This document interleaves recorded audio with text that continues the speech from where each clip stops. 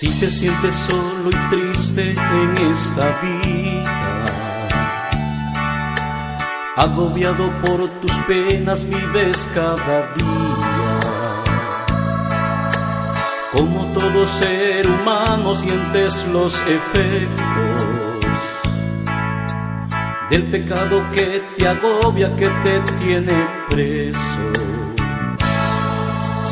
Has sufrido y has llorado amargas experiencias,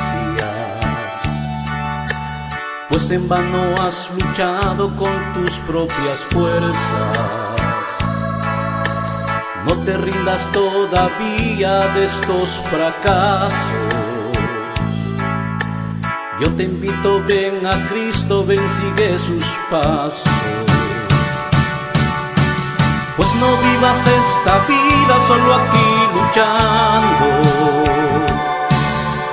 Deja tus cargas a Cristo, Él te está esperando.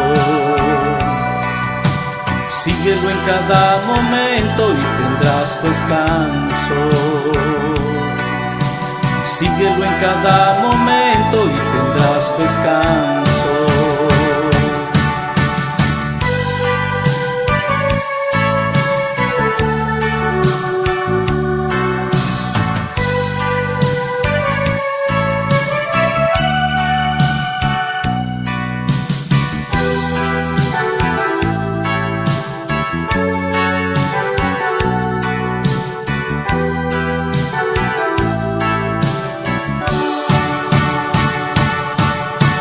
Pues no vivas esta vida solo aquí luchando.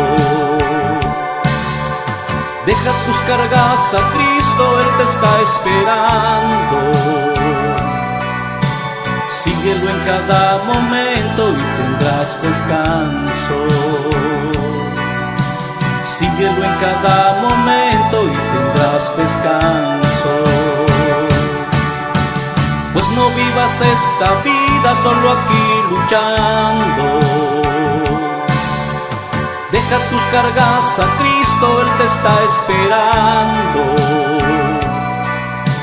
Síguelo en cada momento y tendrás descanso.